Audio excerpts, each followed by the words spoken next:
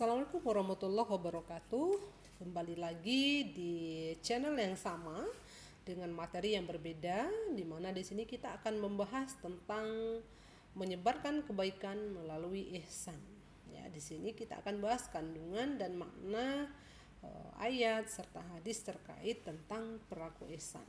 Oke, simak penjelasannya. Oke, masuk pada pengertian ihsan.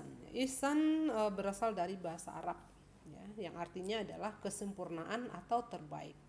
Di mana seseorang yang menyembah Allah seolah-olah ia melihatnya, ya. Dan jika ia tidak mampu membayangkan atau melihatnya, maka orang tersebut membayangkan bahwa sesungguhnya Allah melihat perbuatannya. Nah, kemudian pengertian ihsan, ya, itu mengandung dua tingkatan, di mana yang pertama beribadah kepada Allah Subhanahu wa taala seakan-akan kita melihatnya.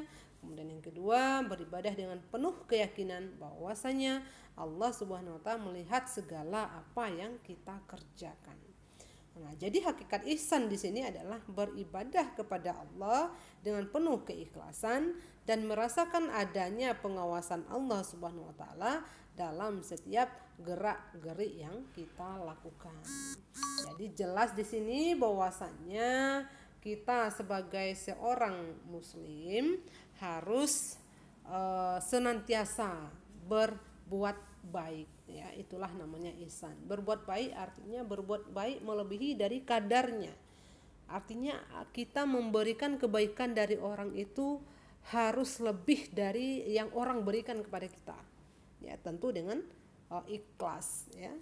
Nah, kemudian kita masuk kepada apa sih dalil yang menyatakan bahwasanya perilaku ihsan itu memang diharuskan di dalam Al-Qur'an.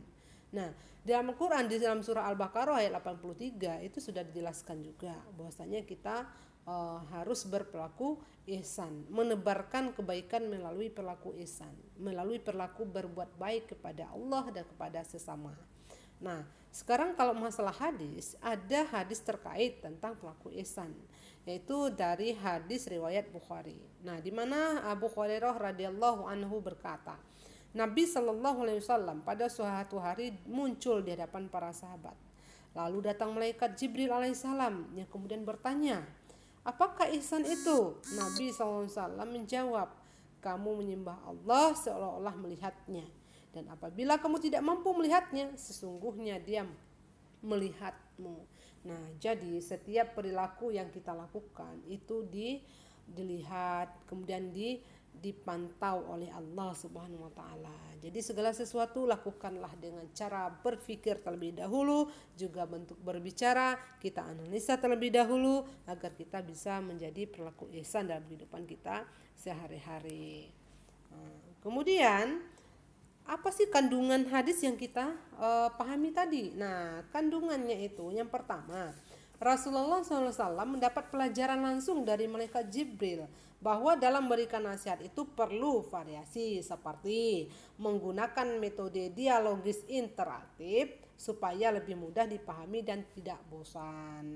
Ya, kita harus ada bercanda, itu harus ada senda gurau, ya. Kemudian Rasulullah SAW menjelaskan bahwa hakikat ihsan itu adalah beribadah kepada Allah dengan penuh keikhlasan serta merasakan adanya pengawasan Allah dalam setiap gerak-gerik yang dilakukan oleh manusia. Kemudian yang ketiga, kandungannya adalah selalu menyebarkan kebaikan dengan ikhlas tanpa adanya niat untuk pamer dan ria, tidak mengharap balasan dari orang yang dibantu atau ditolong, dan bersemangat dalam melakukan semua kebaikan. Nah, artinya apa? Cukuplah Allah Subhanahu wa taala saja yang membalasnya, cukup Allah saja yang tahu apa yang kita lakukan, karena sekecil apapun kebaikan itu akan selalu dilihat dan diawasi oleh Allah Subhanahu wa taala. Tebarkanlah kebaikan demi keselamatan dunia dan akhirat. Oke, terima kasih. Assalamualaikum warahmatullahi wabarakatuh.